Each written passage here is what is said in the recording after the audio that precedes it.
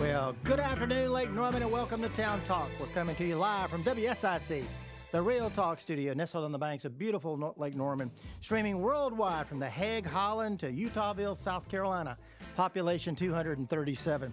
I'm your host, Bill Russell, President of Lake Norman Chamber of Commerce, the largest chamber of commerce in the Charlotte region. My guests today are Mike Dyson. He is the executive director.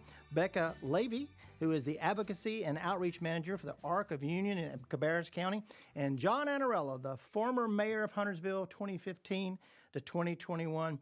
John, you didn't know Utahville was one of my first chamber gigs, right? No, I didn't. Tri-County Regional Chamber of Commerce. Matter of fact, we were so excited we had a ribbon cutting when we did a stop sign down there at Strickland's Quick Stop. But yeah, that was one of my former lifetimes ago. Big day coming up tomorrow. We got Thanksgiving, and station owner Jessica Zeppes has been asking people, assuming you have the traditional Thanksgiving holiday lunch or dinner, cranberry sauce. Are you going to eat it out of the can, or do you do it have the berries, or how do you do your cranberry sauce? It's out of the can. Out of your can, John? I don't eat them. You don't eat cranberries? No. Okay, Becca? Hate to admit it, but I don't eat cranberries. Okay, and the other question he asked this morning, stuffing or dressing? Stuffing. Stuffing. I am actually neither.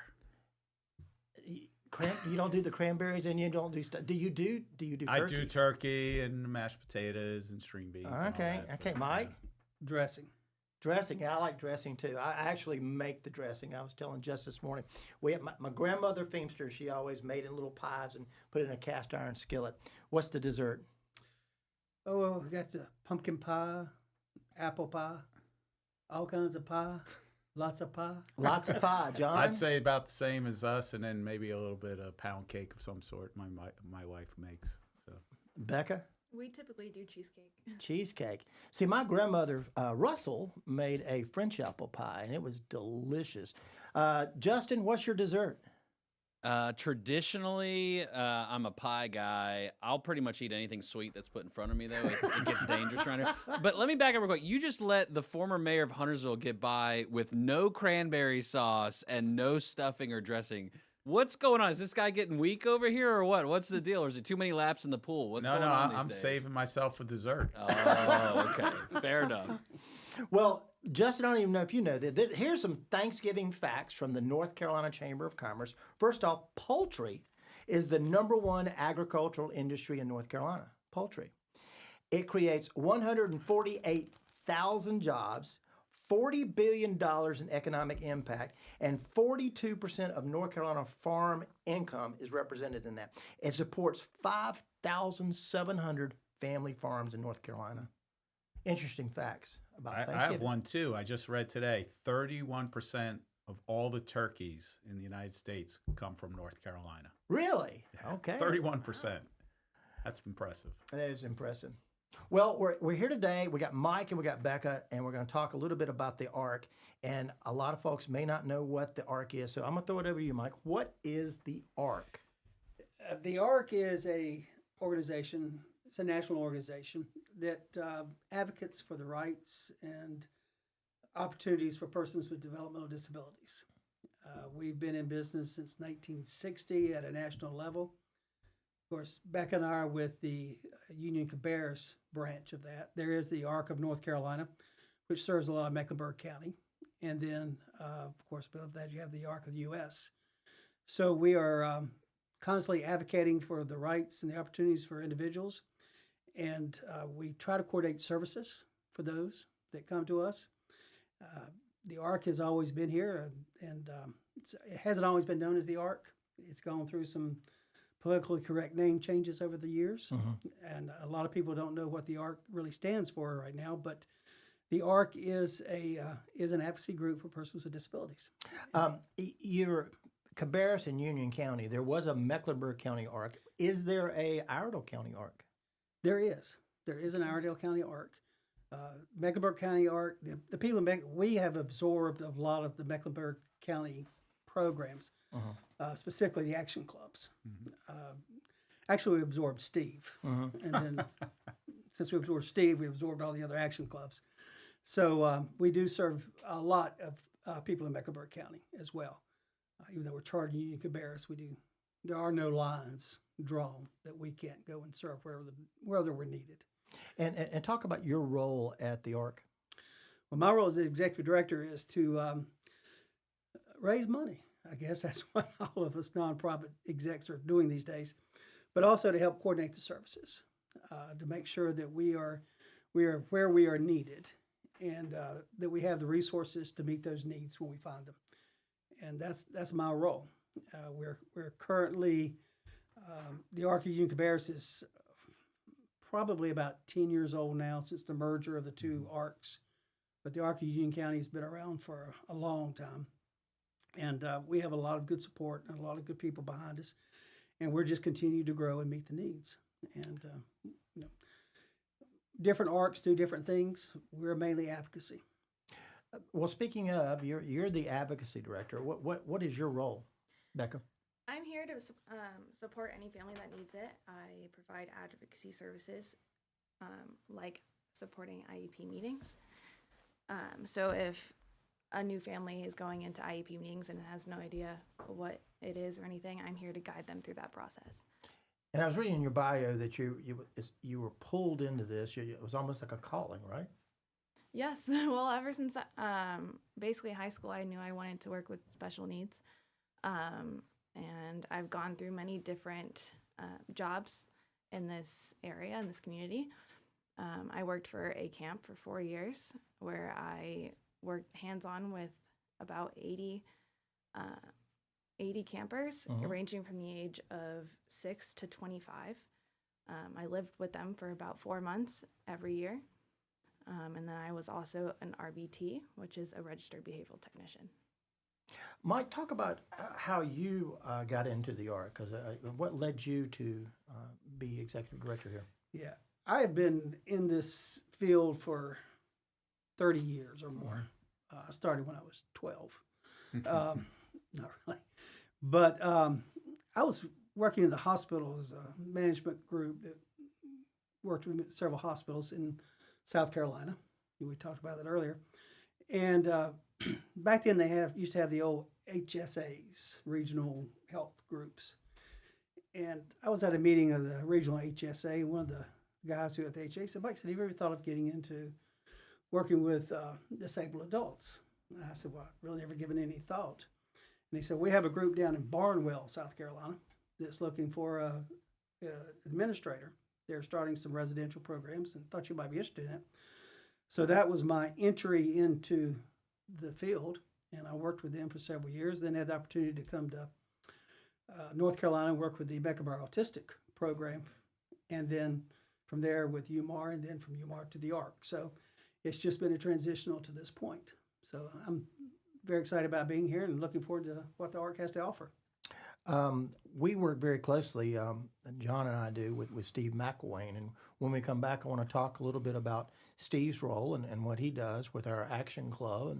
And John, we want to get into a little bit about what is the Action Club, which is sponsored by our Lake Norman Kiwanis Club. You've been very, very involved in that over the years and very supportive of our Action Club. So for those of you who are with us on the radio, we want you to stay with us here on Town Talk at WSIC. I'm your host, Bill Russell, and when we get back, we're going to be talking more about the ARC and the Kiwanis and a little bit about the town of Huntersville, John. So stay with us here on Town Talk, WSIC.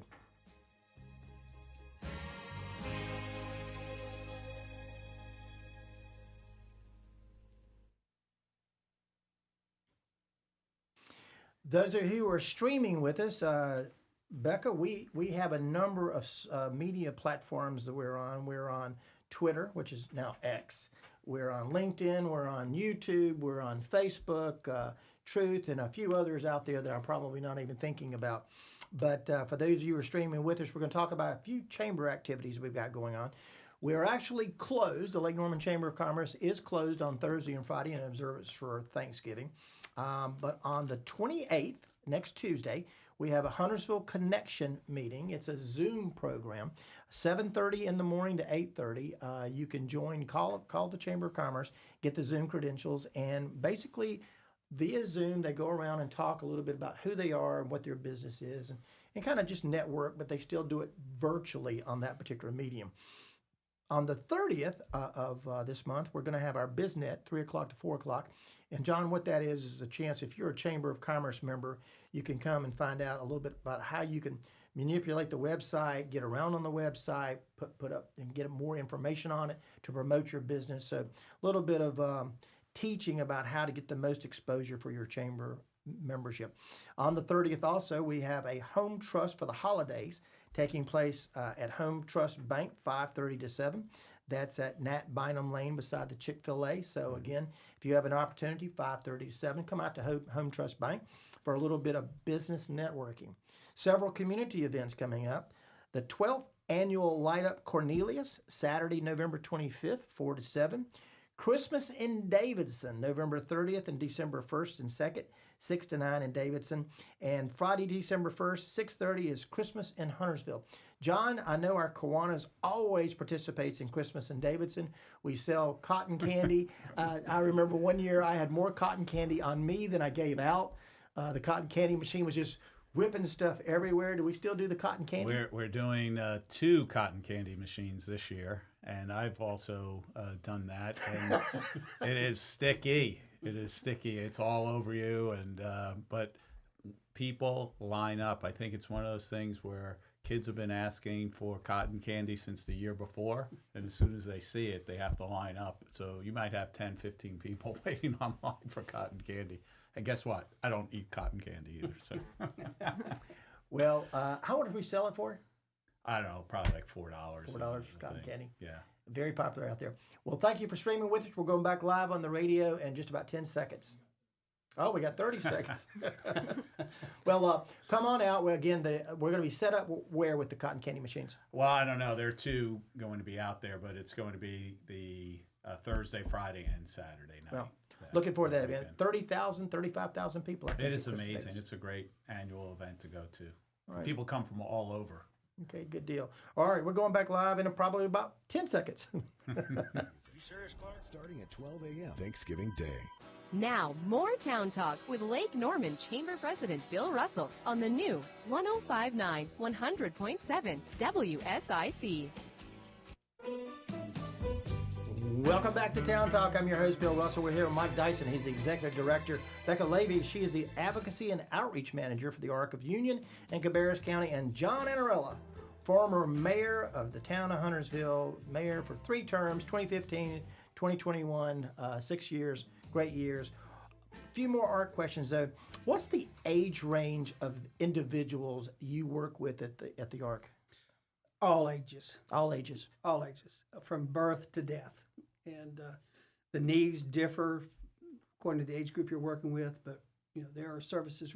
I mean, it's a lifelong disability. Sure. So we're here for the entire life of the individuals, and we're here advocating them at each step they go through. Steve McElwain is somebody John and I have worked with. In 2006, the Lake Norman Kiwanis Club decided to sponsor an action club.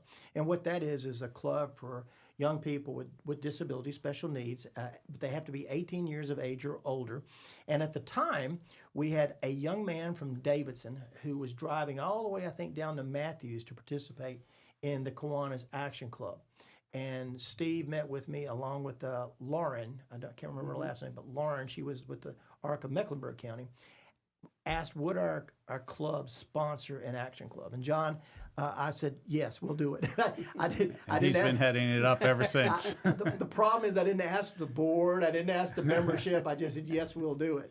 And we did. And Steve was, I remember Steve was on board at that particular point.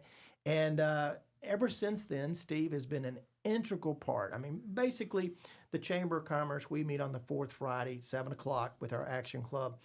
We won't be meeting the 4th Friday of November, December because of Thanksgiving and Christmas. But we will have a social, actually 2 socials this month, because we'll have the ARC social that we have on the 8th, and then we'll turn around and we'll have our Kiwanis social on the 15th, where the Kiwanis chapter basically provides a meal and kind of we get together and we do Christmas songs and just have a lot of fun.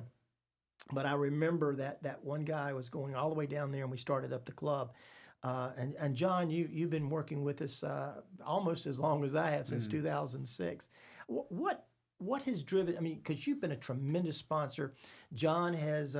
We'll do an ice cream social. I call them kids. They're 18 years of age or older, but I still call them my kids. And we'll go out and we'll have ice cream and Carolina cones or something. And sometimes John ponies up for the ice cream. Sometimes it's Larry. Sometimes it's Bill or Steve. But what's been your passion behind that, John? Well, I think the overall passion is just like everything we do with Kiwanis. We're trying to make an impact on one individual that will help the whole community. And it's just really encouraging to be with the special needs. But as Bill said, you call them kids. Some of them are my age. Yeah. But we take them. We do a street cleanup. We go out and we'll do bowling with them, right close to where you live. We will do some of our own, out in the community events. They come with us, and basically we're integrating them with our community. And sometimes there's a little hesitation if there's somebody a little bit different, and hopefully we're making a difference when somebody interacts with one of our special needs. But it's a terrific. We love the Action Club, and then we can feel their love back. So a couple of months, well, it was the summer, we had cornhole tournaments, and it's an interesting debate how to score it, how to play it. But we have a lot of fun with them, and we just had hot dogs and hamburgers and just had a nice time. And let me tell you, they're pros. They're pros. Some of them are pretty good. Yeah, some of them are pretty good. So we like to do that, and we've gone to hockey games at the Checkers. If you ever want, I don't know if you've ever been, but it is a blast. There's a lot of energy in the stadium during that. So. And then I actually have recruited a few kids over the years, because often a lot of the Action Clubbers are actually in high school, but they're old enough to stay in high school. Excuse me, they're young enough to stay in high school, but they're old enough to be part of our Action Club, and so been helpful in trying to recruit some of them. Becca, you mentioned about the summer camp. Tell me about the summer camp that you were alluding to before we went to break. Yeah, so I used to work for a camp called Summit Camp and Travel. There are many different ages. It ranges from 6 to 25. They do have an independent living program, which is where the older groups normally are. That's from 18 to 25. But I worked specifically with the age group of 15 to 25. I managed all of the counselors, and I trained them, and I was in charge of over 30 counselors, and each of them were in charge of about 6 or 5 campers.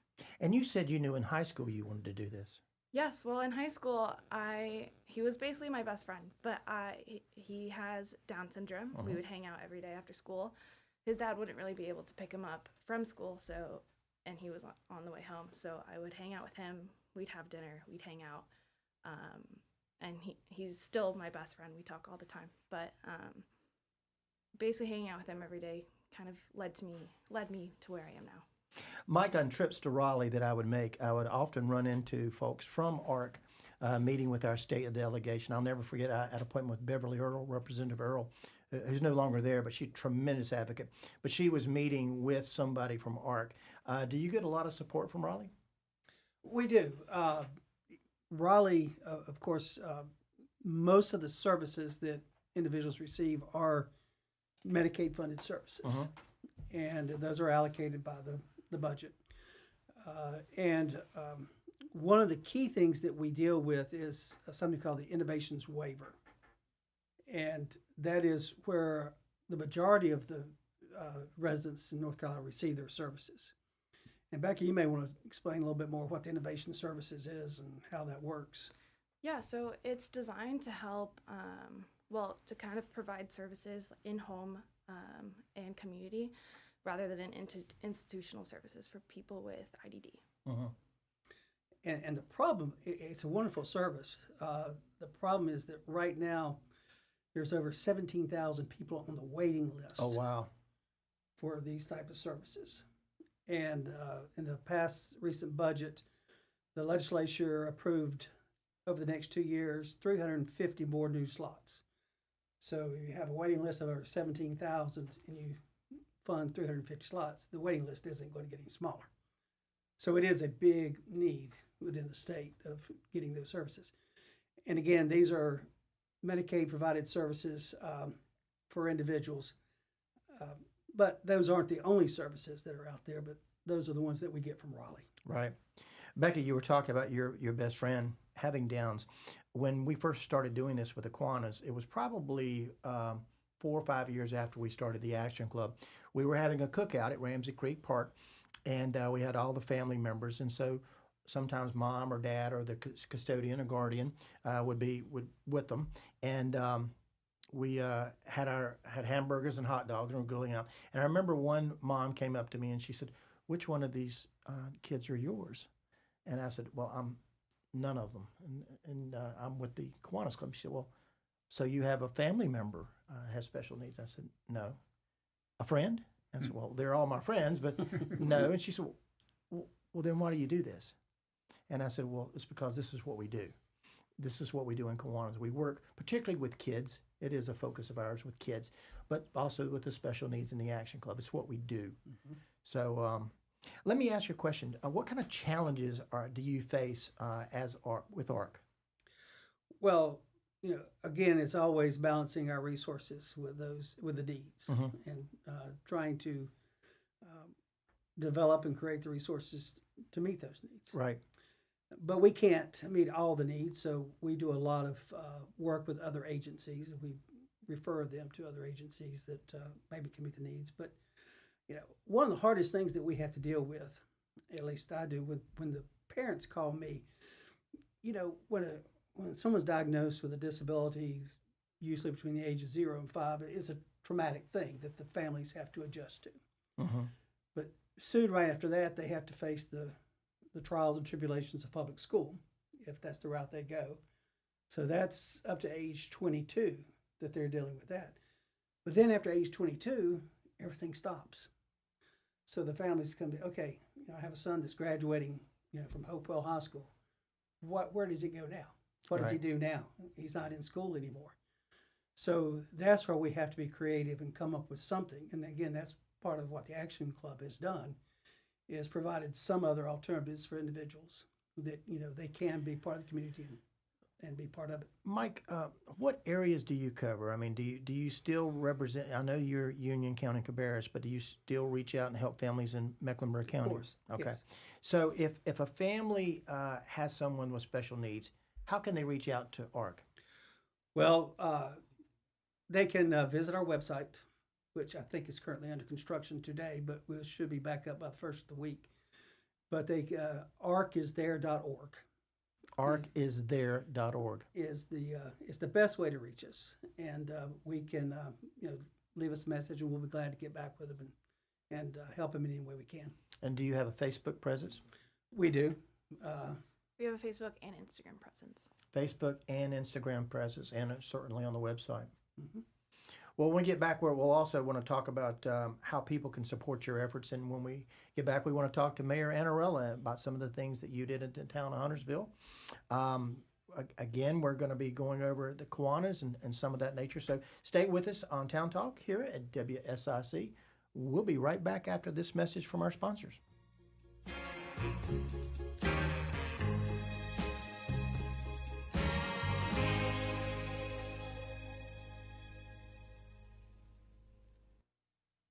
There's more. For those of you who are streaming with us on our platforms, thank you for staying with us. Some of the Chamber of Commerce activities I didn't mention. We've got ribbon cuttings coming up. John, it's always an exciting time. You, former mayor, there is no more exciting time when you open up a new business in the town of Huntersville or Cornelius, Davidson, Statesville, Mooresville, wherever you're at. We're having a ribbon cutting taking place next week at Visiting Angels. That's at 70 Bluffton Road in Mooresville, 4 to 6 p.m. And I think that's on Tuesday of next week. Group ribbon cutting that's on Monday. Group ribbon cutting taking place at the Chamber of Commerce, and that's going to be 2:30 to 5 with Nikki Rigby, Get Real with Alcohol. She was on this program just a couple of weeks ago. Todd Levitt and Jeannie Terry with Lake Norman Realty. Tony D, he is Senior Delivers, Eats on the Way. And then Max Cunson, Max Forever Friends. He's a pet care service. So we're having those ribbon cuttings. John, got Thanksgiving coming up. What are you thankful for? Wow. We have had an unbelievable summer and year in our family. My daughter got engaged and got married, and we're expecting our first grandchild in January. Our son got engaged 2 months ago, and we're waiting, ironically, on the SEC football schedule because she's a Arkansas grad and wants to get married on campus. And you can't get married when there's a football game. No, you can't. So we're waiting on that. My wife still loves me after 34 years, so that's great. I'm healthy. I enjoy coaching the Hopewell swim team. I'm still working, and it's just been a great year. I'm very thankful. Becca, what are you thankful for this year? The last couple of years since COVID, it's been a hell of a ride with my family, but I'm thankful that we're all healthy and we're all here. COVID has been tough. It was tough on businesses, tough on families, individuals. The thing, you brought up school, and I think the thing that I'm most apprehensive about is 10 years from now, 20 years from now, what kind of impact did COVID and the stay at home and not being able to be at school have on your generation? Because I got to tell you, John, when I was 16, 15, 16, 17, 18, those are the formative years when you went out on dates, you went to your proms, went out. That made a big impact, and I'm really apprehensive about how that's going to impact. We got about 30 seconds. Mike, what are you thankful for? Well, just of course, my family. I'm glad to have them all back in. My oldest daughter just came in from Dallas, and so we've got all our family home. Got my final daughter graduating from NC State in December, so I'm through with paying for college. I am so thankful for that. Got a raise. I got a raise. That's right. So, but yeah, it's just good to have the family back and spending time with them. And that same thing. I'm thankful for family. Thankful for the opportunities we have here. So it's just great living and working here in the Lake Norman region. Yep. We'll be going live in just about 10 seconds. My daughter went to NC State as well. Yeah, I have 3. They went there. We're worth the drive. Thank you again for supporting small family-owned businesses. God bless.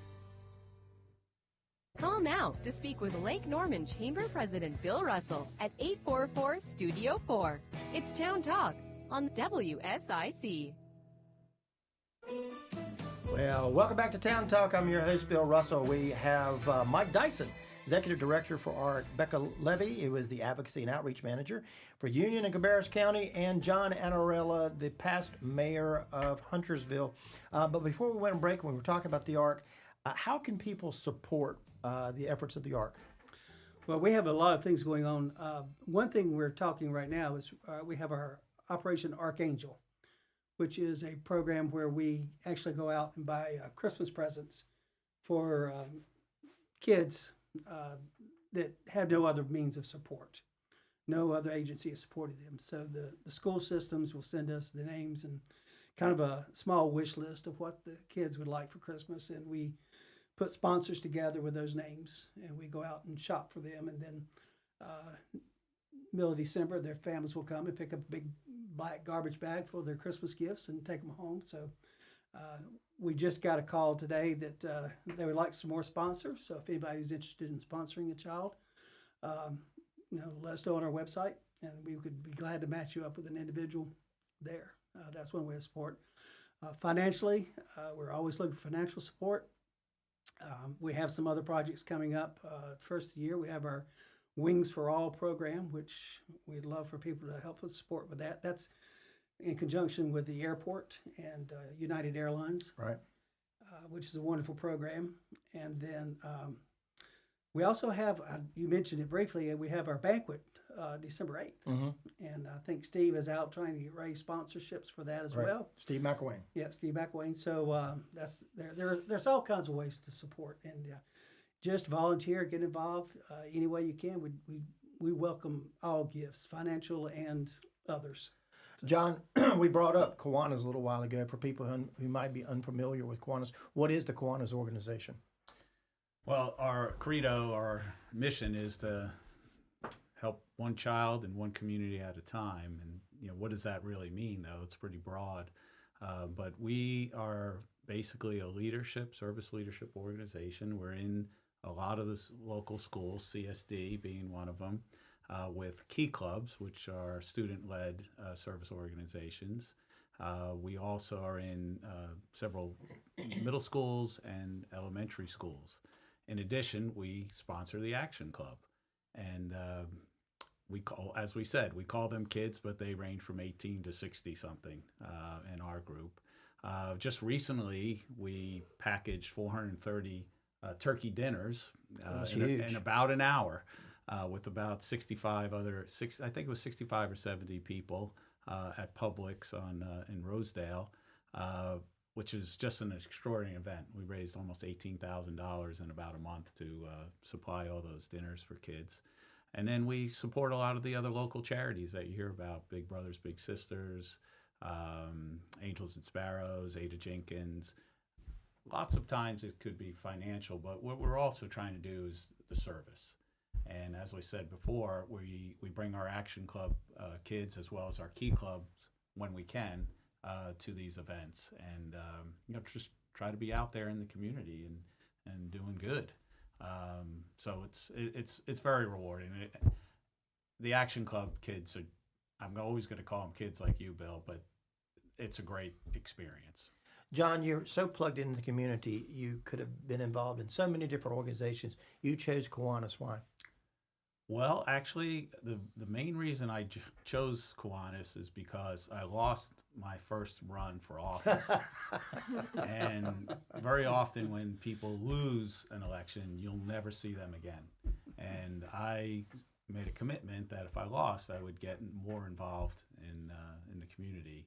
And I had a friend, Pat Jackson, who invited me for breakfast, and then I decided to join. Well, let's talk about that office. You served 3 terms as the mayor of Huntersville. And right now, if you're driving anywhere around Huntersville, there are just hundreds of orange barrels. Just almost any road you look at in the town of Huntersville has orange barrels. But that means the cavalry has come. We're making improvements to our infrastructure. And it was really your board, your administration that got that ball running in your first term. And I think that's why you told Nancy you was only going to run twice, but you stayed on the 3rd term to make sure we got those projects going. Talk a little bit about that. Well, I think a lot of people have to know, and they're probably listening to us in traffic right now, so don't call in. But most of the roads are state roads in this area.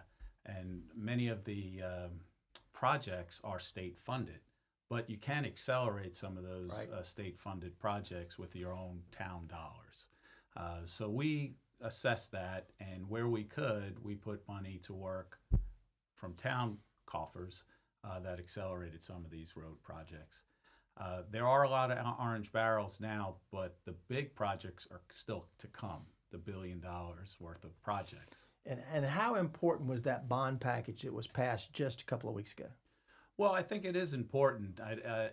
We don't want to get into the whole financial management of the town, but the town is flush with cash. So it's good to have the ability to add debt, but in terms of managing the future cash flow of the town, and I know it sounds a little wonky, it'll be good to have. It's just when do you issue the debt? Right. Because interest rates are pretty high right now. John, I've said there are elected officials and there are politicians. And sometimes the politicians do what's right for their political careers. And then there's elected officials who do what's right by their community and stick to their values. You took some hard stands. I mean, when you were mayor, went against Charlotte Mecklenburg Schools and on a charter issue. You've taken a lot of different stands that some people criticized. Looking back on that particular stand with CMS, I think the reason that we got many of the projects we got in this last bond package was because of the hard stand that you took. But talk about any regrets on what we did with CMS a few years ago? Well, my only regret is that they didn't push the town didn't push all the way through with a municipal charter, because then we would have had these schools 5 years ago. But you have to try to find a balance. I mean, you have to look at what's best interest for Huntersville, although you're part of a bigger entity, whether it's Mecklenburg County or the state. And I think prior to our administration, so to speak, we very often deferred to Charlotte or deferred to the county when it wasn't necessarily in our best interest. I mean, we've been paying a half-cent sales tax for better transportation, mass transit, for 24 years now. And we do have a good bus service, but it wasn't quite what we were promised, so to speak. And I believe they're trying to do that again in terms of another sales tax for potential of a red line and so forth. And let's talk about that. There is discussions now with Norfolk Southern, and there's the opportunities that's being raised again. What do you think about the whole concept? Do you think a rail line on the current red line is the right thing to do in investing in that, or do you think we should be doing something else? Well, I think 24 years ago, things were a lot different than they are today. I was against the tolls, but the buses can get into the tolls and be to work downtown in 20 minutes, 25 minutes. The train, if it should come, would be anywhere, I think, from around Huntersville, Cornelius, 45 to 50 minutes. It would only come 2 or 3 times in the morning and 2 or 3 times in the afternoon. In addition, I'm not quite sure the community wants the density that would come with that. If I could wave my magic wand right now and compromise with Norfolk Southern, I'd ask them to tear up the train track and put a greenway and connect Mooresville all the way to Huntersville. And I think people would be very happy with that at the end of the day. Looking back on your 6 years as mayor, what are the things you're most proud of? Well, I think we led, which was never done before. And, as you said, sometimes took some criticism, sometimes.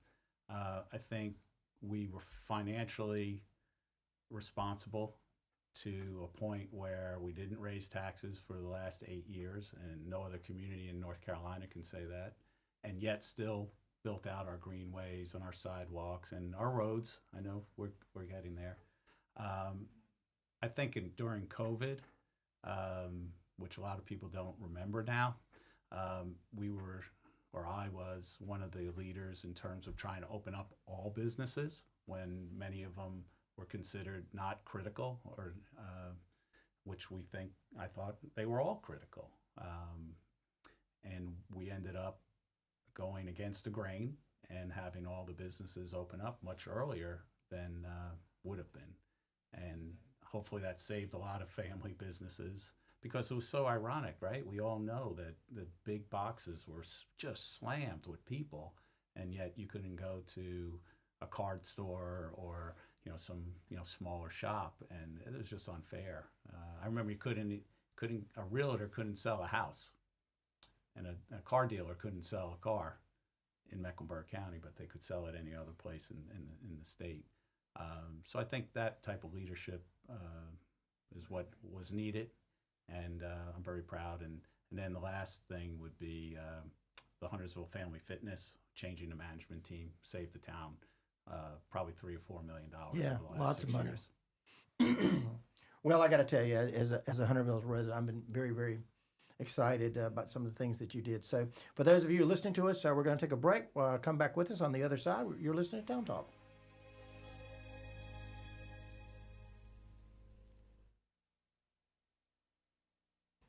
Mike, share some of the success stories that you've seen at the ARC while you've been there.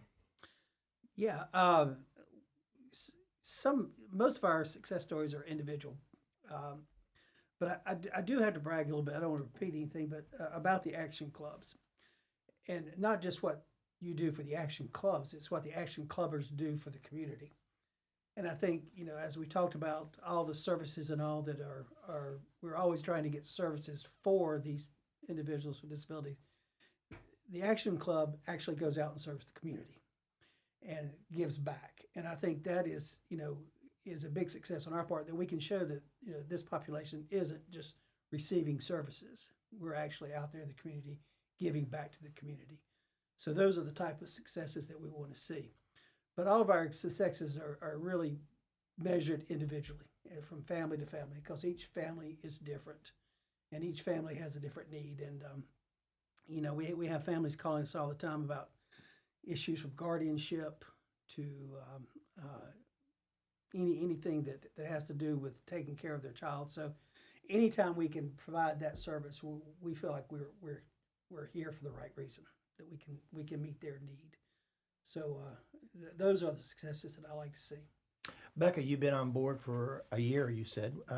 Any particular success stories or individuals you've seen that ARC has been able to bring some hope and light?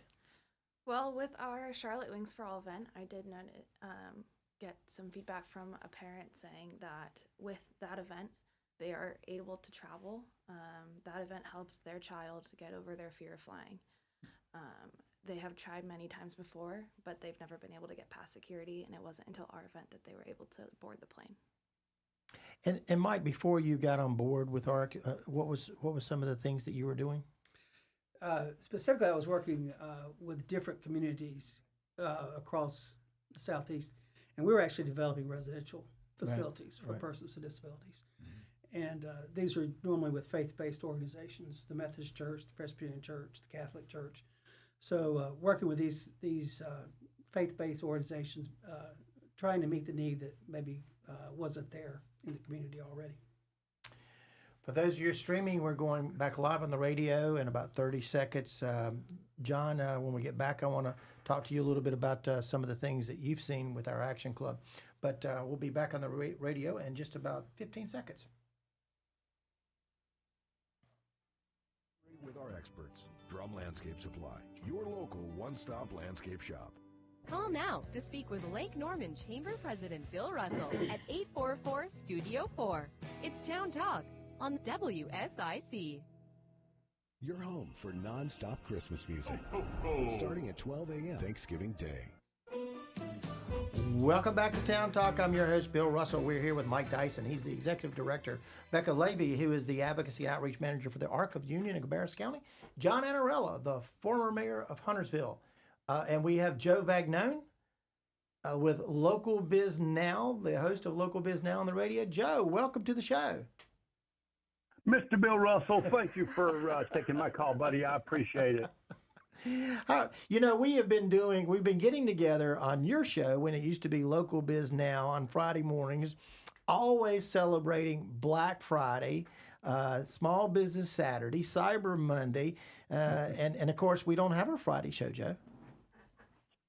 I know, and the only thing we can do, Bill, is blame it on the no account, no good for nothing, horrible new ownership that doesn't understand what a tradition is all about.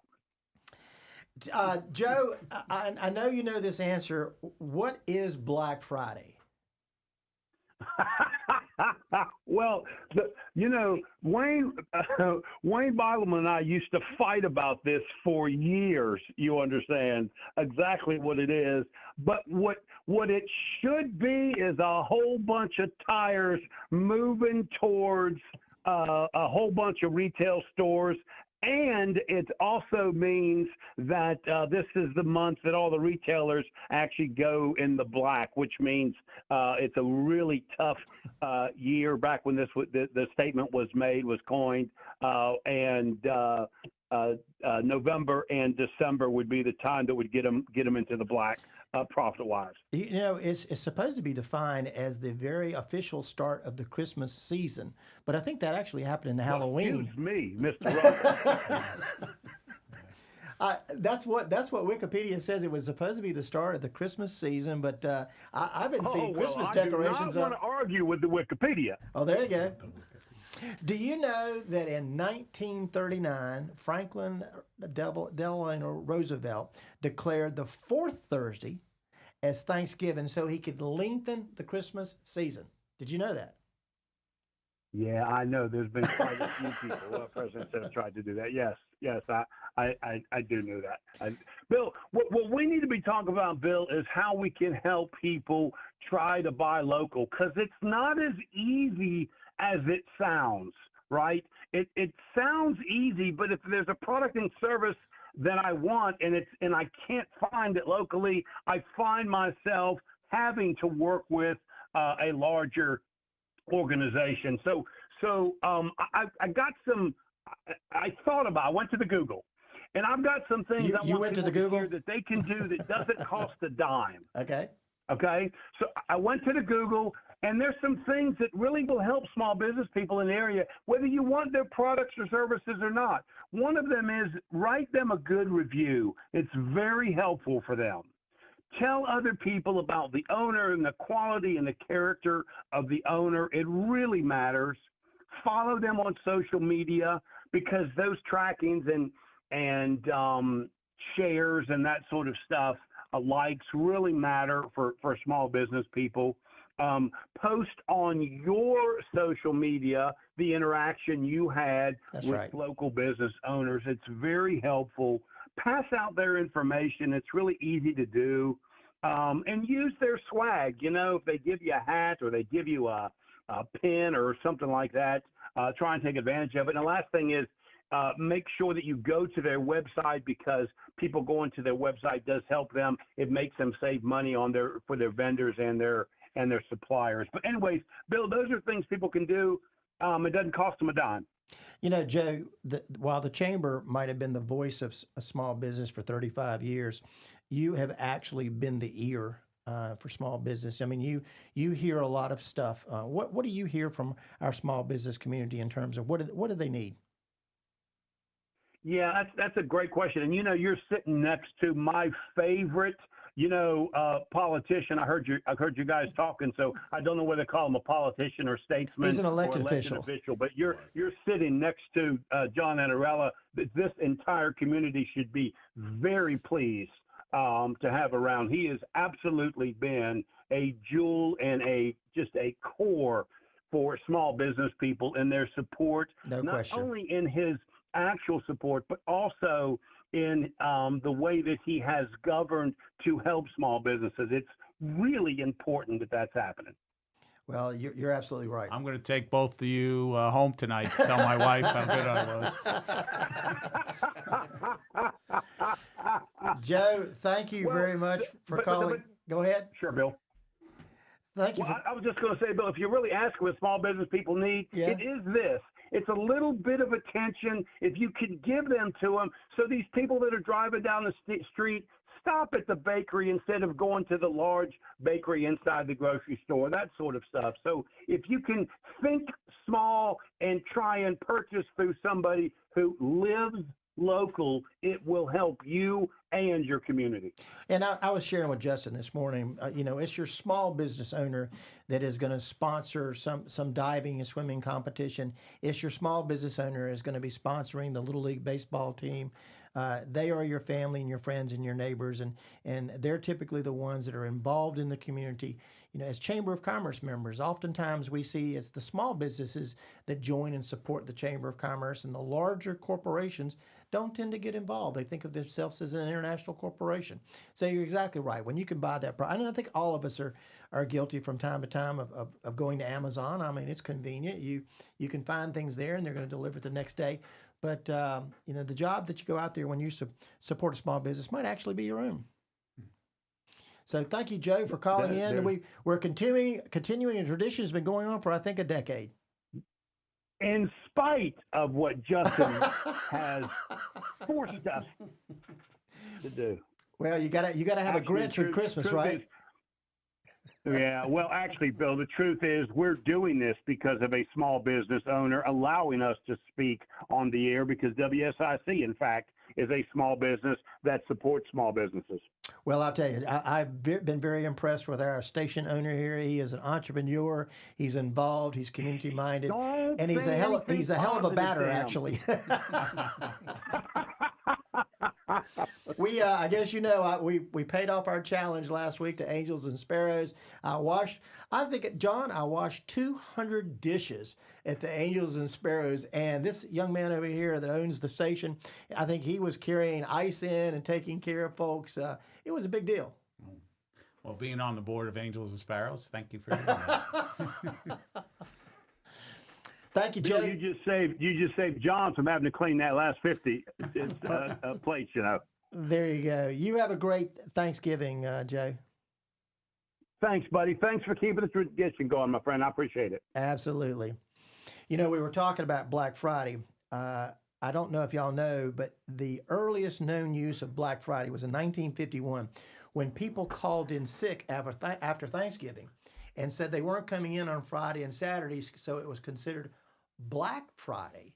And then also the police started calling it Black Friday because of all the congestion that was relative to the people going and shopping. So they referred to it as Black Friday. Well, retailers, they didn't want to take a negative connotation and use it.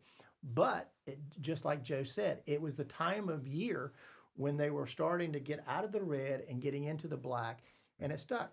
But you also had retailers starting to get a jump on it, like Walmart, that started to have Black Thursday or Brown Thursday or Gray Thursday because they wanted to get a little bit earlier start on that.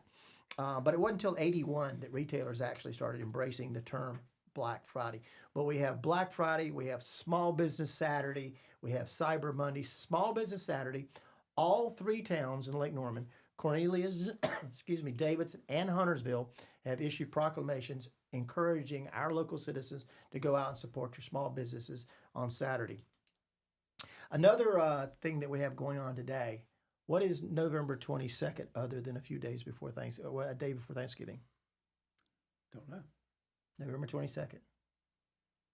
Is it the 60th anniversary of 60th anniversary of JFK being assassinated. And you kind of wonder, what would the world have been like if JFK had lived?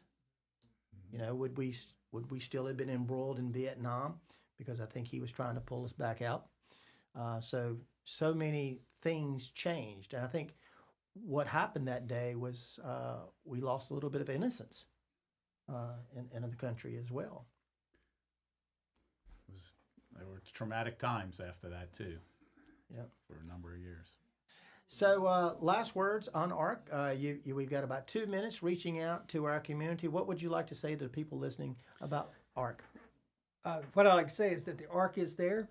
We need your support. Would welcome any support, financial or any other way. But more important than that, we want you to know that we're here to support you, the families and the family members that are dealing with these issues, and just know that we're there and we're there to help. John?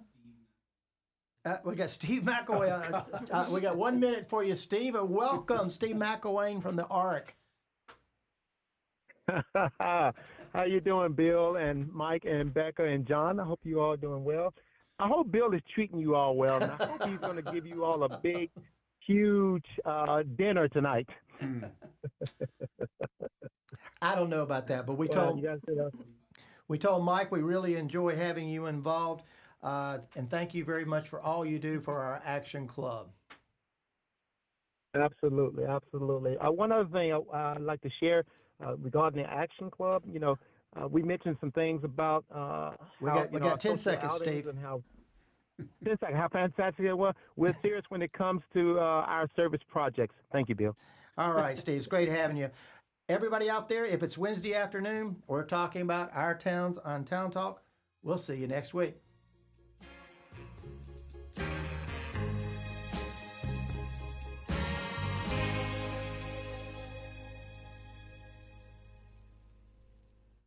The new 105.9 100.